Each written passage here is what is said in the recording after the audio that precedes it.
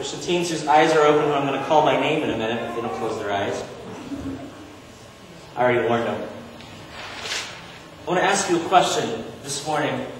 This is about you. Are you a strobe light Christian? Do you claim to be born again, but when it really comes down to it, you're really afraid of the light?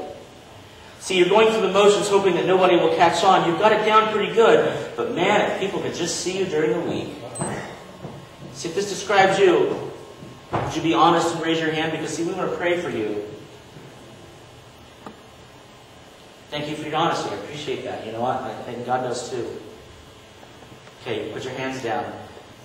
See, if you raise your hands, we're actually going to end with an up-tempo song, but I think before we do that, we need to pray for you.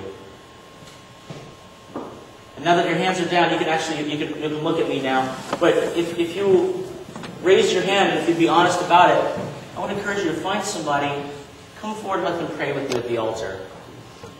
Because you know that's what it's about. It's about letting the Holy Spirit work in us and get His light into that darkness so that we can start making a difference in the lives of the people around us.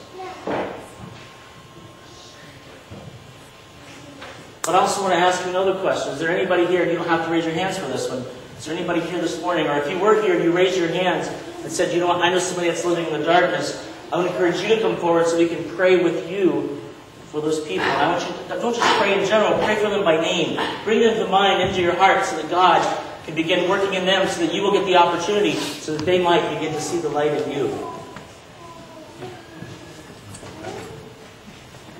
So I ask you at this time,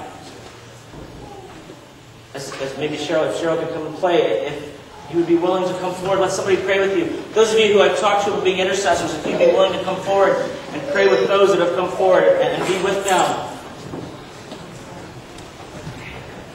So we'll take a few moments to pray.